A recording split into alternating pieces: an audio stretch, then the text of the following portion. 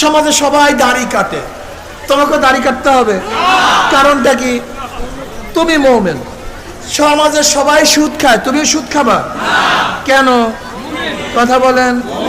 সমাজে সবাই বেপরদা, তুমিও বেপরদা হবা? কেন? অফিসে সবাই ঘুষ খায়, তুমিও ঘুষ খাবা? কেন? মা মেয়েকে বলছে তোর বোরখা লাগবে না, পর্দা লাগবে না, যদিও আদেশটা মার ছিল, কিন্তু যেহেতু শরীয়তের খেলাফ আদেশ, ওই মেয়েকে ওই আদেশ ওই মেয়ে ওই মায়ের আদেশ মানতে পারবে না। কথাটা ক্লিয়ার? এইভাবে যদি আমাকে আদেশ করে আমার পীর, কিন্তু আদেশটা গুনার, যে তোর দাড়ি লাগবে না, তোর পর্দা লাগবে না, যদি আদেশ কেউ করে, যদি আমার পীর হয়, আমি তার কথা মানতে বাধ্য না, নাকি ভাই? তুমি মুমিন। এটা সমাজ অনুযায়ী মুমিন চলে না, শরীয়ত অনুযায়ী মুমিন চলে। কি অনুযায়ী? না সমাজ অনুযায়ী, দেশ অনুযায়ী মুমিন চলে না, ইসলাম অনুযায়ী মুমিন চলে। কি? ইসলাম অনুযায়ী, দেশ অনুযায়ী নয়। দেখেন, আমার মূল পরিচয় কি? আমি একজন মুসলমান। আমার মূল পরিচয় ফামান আহসানু কাওলাম মিম্মান দাআ ইলাল্লাহি ওয়া আমিলা সালিহান ওয়া ক্বালা ইন্নানি মিনাল মুসলিমিন। আমি একজন, সবাই কিন্তু বলেন নাই আমি একজন। এইটা আমার ফার্স্ট পরিচয়। এইটা কি পরিচয়? প্রথম, একেবারে প্রথম পরিচয়, আমি একজন। আমার এই ইসলামের পরিচয় সাথে সাথে আমার দলের পরিচয়, সংঘর্ষ হয়, বাবার সাথে সংঘর্ষ হয়, মায়ের সাথে সংঘর্ষ হয়, নেতার সাথে সংঘর্ষ হয়, দলের সাথে, অমুকের সাথে, তমুকের সাথে, দেশের সাথে, সব বাঁধ হয়ে যাবে, ইসলাম ঠিক থাকবে। ধরে নেন, ধরে নেন ইসলাম বলছে তোমাকে ডাইনে যাওয়ার জন্য, আমার মা বলছে আমাকে বামে যাওয়ার জন্য, আপনি কোথায় যাবেন? সংঘর্ষ লাগছে কার সাথে? কার সাথে? ইসলামের সাথে। আর ইসলাম বলছে, মা বলছে, টক্কর লাগছে কি লাগে নাই? এখন আপনি কাটটা মানবেন।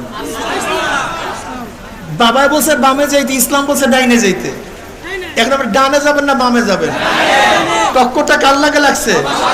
মাশাআল্লাহ। আমার দল বলছে বামে যাইতে, ইসলাম বলছে ডাইনে যাইতে, দলের কথা মানবেন না ইসলামের কথা মানবেন? আমার নেতা বলছে বামে যাইতে, ইসলাম বলছে ডাইনে যাইতে, আপনি কোথায় যাবেন?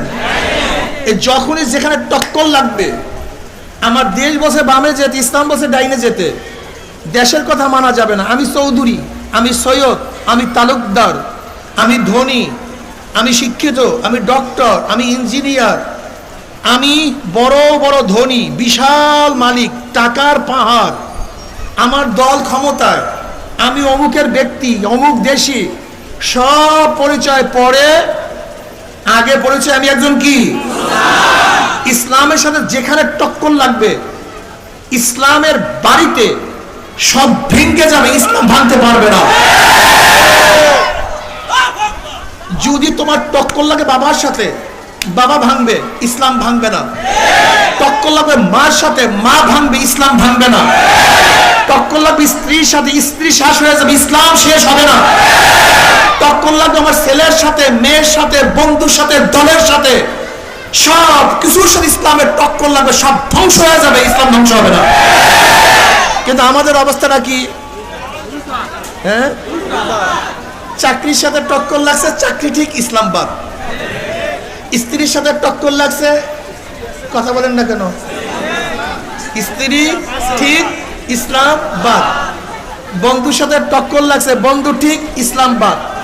ব্যবসার সাথে টক্কর লাগছে, ব্যবসা ঠিক, ইসলাম বাদ। দলের সাথে টক্কর লাগছে, দল ঠিক, ইসলাম বাদ।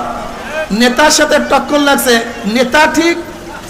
তোমার এই ইসলাম দিয়া জান্নাতে যাওয়া যাবে না। তোমার ইসলাম অনেক দুর্বল। তোমার দুনিয়ার টক্করই তোমার ইসলাম শেষ। তা আজরাইলের টক্করের সময় তোমার ইসলাম কি অবস্থা হবে? কবরের গুতার সময় তোমার ইসলামের অবস্থাটা কি হবে? কিয়ামতের সূর্যের গরমের অবস্থায় তোমার ইসলামের অবস্থাটা কি হবে? মিজানে তোমার ইসলামের অবস্থাটা কি হবে?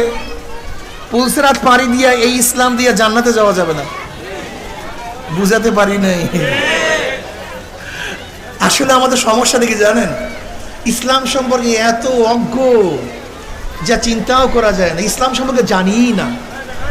এখানে যারা আছেন অনেকেই মনে করেন হুজুর ইসলাম তো মাটির নিচের কথা বলে, মাটির উপরের কথা তো ইসলাম বলে না। এরকম ধারণা আছে কি নাই? সবাই আমার দিকে তাকান, আমার হাতের দিকে তাকান। আমার হাত দেখছেন সবাই?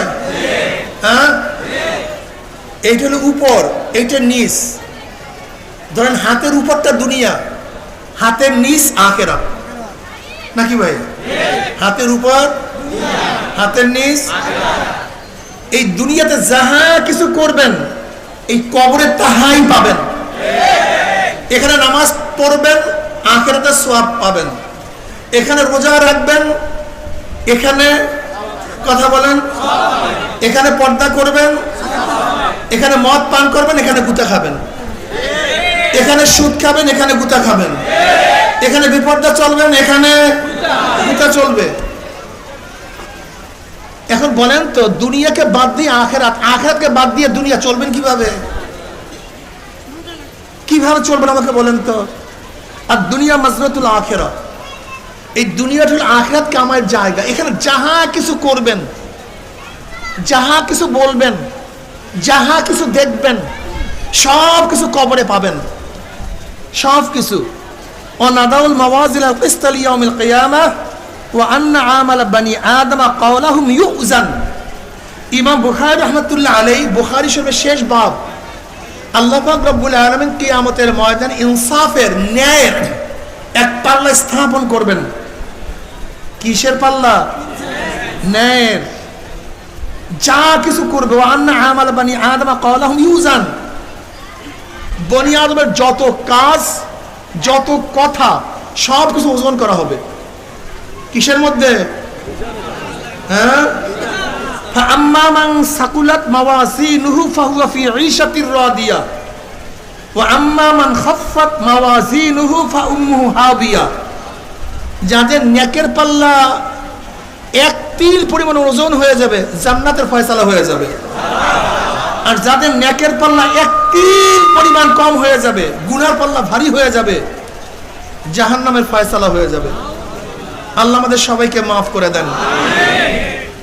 যার সাথে ইসলামের টক্কর লাগবে সব বাদ। ইসলাম, নবী দুনিয়াতে আসছেন কেন? আসার কারণটা কি? রবিউল আউয়াল মাস, আমার নবী এই মাসে জন্মগ্রহণ করেছেন। কিসের জন্য? মানে প্রবল রওয়ায়াত অনুযায়ী 12 তারিখ, অন্য রওয়ায়াতের মধ্যে ভিন্ন তারিখও আছে। 12 রবিউল আউয়াল নবী আলাইহিস সালাতু ওয়াস সালাম দুনিয়াতে আসছেন। এর ব্যতিক্রমও রওয়ায়াত আছে, সেই দিকে আমি যাব না। আসছেন কেন? আল্লাহ পাক বলেন, হুয়াল্লাযী আরসালা রাসূলাহু বিল হুদা ওয়া দীনিল হক লিইয়ুযহিরাহু আলা দ্বীনি কুল্লি। নবী দুনিয়াতে আসছেন সমস্ত আদর্শের উপরে, নীতির উপরে। তার দিন, তার নীতি, তার আদর্শ বিজয় অর্জন হবে। তার মানে দুনিয়াতে যত আদর্শ আছে, socialism, capitalism, communism, democracy, secularism, যত নিজাম, যত এজাম, যত আদর্শ, যত নীতি, সমস্ত নীতি আদর্শের উপরে যত ধর্ম, যত বর্ণ, যত মত, যত পথ দুনিয়াতে আছে, সমস্ত ধর্মের উপরে, সমস্ত পথের উপরে, সমস্ত আদর্শের উপরে, সমস্ত নীতির উপরে জনাব মুহাম্মদ রাসূলুল্লাহ সাল্লাল্লাহু আলাইহি ওয়াসাল্লাম নীতি ও আদর্শ বিজয় হওয়ার জন্যই নবী দুনিয়াতে আসছেন। এবার বলুন তো, নবী আসছেন সমস্ত আদর্শের উপর, তার আদর্শ বিজয় করার জন্য। এখন আপনি নবীর উম্মত হয়ে যদি নবীর আদর্শ বাদ দিয়ে অন্য কোনো আদর্শ লালন করেন, পালন করেন, আমি নিশ্চিত আপনি নবীর উম্মত না, কোনো সন্দেহ নেই। উদাহরণস্বরূপ ডেমোক্রেসি, গণতন্ত্রবাদ, এটিকে আল্লাহ আল্লাহ রসুল দিছে না আব্রাহাম লিঙ্কন দিছে? কথা বলেন না কেন? এটাকে আল্লাহ দিছে না আব্রাহাম লিঙ্কন দিছে? এখন আপনি যদি নবীর উম্মত হইয়া ডেমোক্রেসি বাস্তবায়নের চেষ্টা করেন, তাহলে আপনি আব্রাহাম লিঙ্কনের উম্মত হতে পারেন, নবী মুহাম্মদের উম্মত হতে পারেন না। বুঝেন না কেন? সেকুলারিজম, ধর্ম নিরপেক্ষবাদ, সেকুলার মানে বুঝেন? সেকুলারিজম মানে ধর্ম নিরপেক্ষবাদ। আসলে সেকুলার মুসলমান ইসলামের সবচেয়ে বড় দুশ্মন হয়ে গেছে। সেই মুহূর্তে আল্লাহ পাক রব্বুল আলামিন আপনাকে আমাকে কোরআন ও হাদিসের মাজলিস, আলেম ওলামা মুমিন মুত্তাকিন জাকিরিন শাকিরিনদের গুরুত্বপূর্ণ এক দামি মাজলিসে আসার বসার বলা শোনার তৌফিক আল্লাহ পাক দান করছেন। শুকরিয়া দেন সবাই বলে আলহামদুলিল্লাহ। গতকালকেও যেরকম বৃষ্টি ছিল, আমরা অনেকেই ভাবতে পারি নাই মাঠের মধ্যে বা রাস্তায় আমরা মাহফিল করতে পারবো। আল্লাহ পাকের অশেষ মেহেরবানি, তিনি আজকে পরিবেশকে শুষ্ক রেখে আমাদের সুন্দর এক মাহফিল করার তৌফিক দান করছেন। এই জন্য শুকরিয়া কার আদায় করবো? বলে সবাই আলহামদুলিল্লাহ। ইসলামের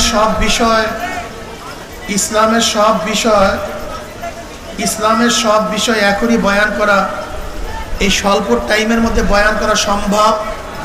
আপনারা কি মনে করেন সম্ভব? সব বিষয় তো দূরের কথা, কোন এক বিষয় সম্পর্কে আলোচনা করা খুবই কঠিন, অনেক দুরূহ।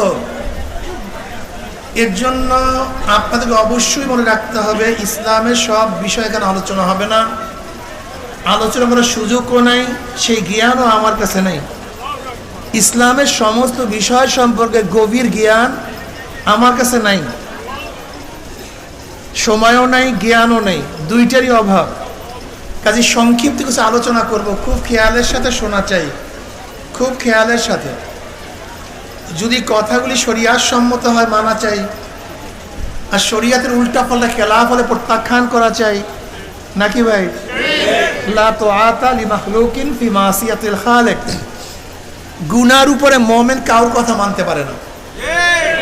গুনার উপরে মুমিন কারোর কথা মানতে পারে না।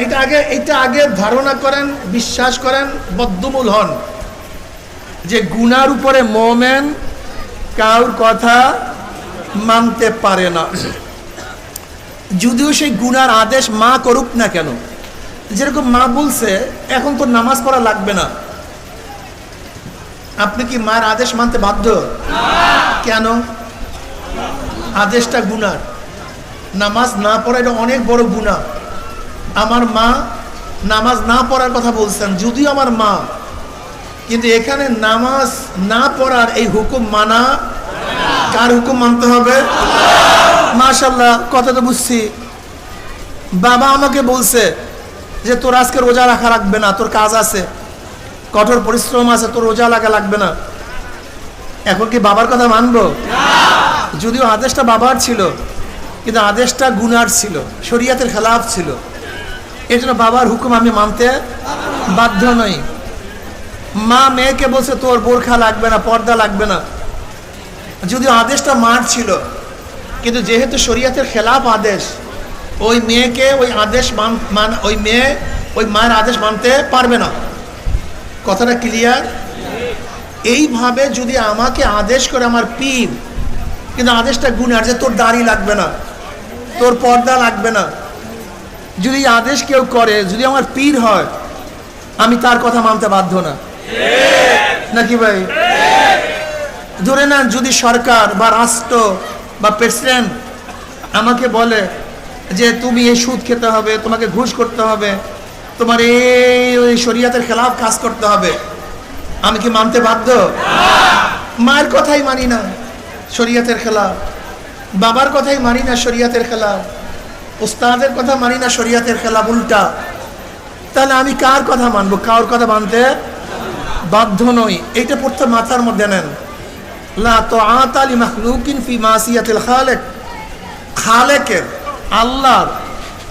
আল্লাহর আদেশ নিষেধের বাহিরে আমি কারোর আদেশ এবং নিষেধ মানতে পারি না।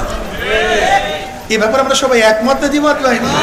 এই যে একমত হন, যদি এখানে একমত হন তাহলে বয়ান শেষ, আর বয়ানের প্রয়োজন হয় না। আমাদের মূল সমস্যা এখানে, অমুকে বলছে, তমুকে বলছে, অমুকে বলছে, তমুকে বলছে, মানে অমুকে বললে তোমার কি আসে যায়? তুমি মানতেছো কেন? তুমি দেখো অমুকের কথাটা কোরআন হাদিস অনুযায়ী কিনা, শরিয়া সম্মত কিনা। যদি শরিয়া সম্মত হয় তাহলে মানো, আর শরীয়তের উল্টা হলে প্রত্যাখ্যান করো। এর নাম মোমেন। শোনেন, জোয়ারে মোমেন গাও ভাসাতে পারে না।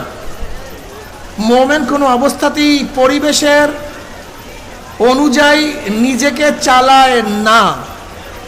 মোমেন কোনো অবস্থাতেই সমাজ অনুযায়ী নিজেকে গঠন করে। মোমেন সবসময় শরিয়ত অনুযায়ী নিজেকে গঠন করে। সমাজে সবাই মদ পান করে, মোমেনও মদ পান করে। সবাই করতে পারে, মোমেন করতে পারে না। এটা মোমেন। সমাজে সবাই দাড়ি কাটে, তোমাকে দাড়ি কাটতে হবে, কারণটা কি? তুমি মোমেন। সমাজে সবাই সুদ খায়, তুমিও সুদ খাবা কেন? কথা বলেন। সমাজে সবাই বেপরদা, তুমিও বেপরদা হবা কেন? অফিসে সবাই ঘুষ খায়, তুমিও ঘুষ খাবা কেন?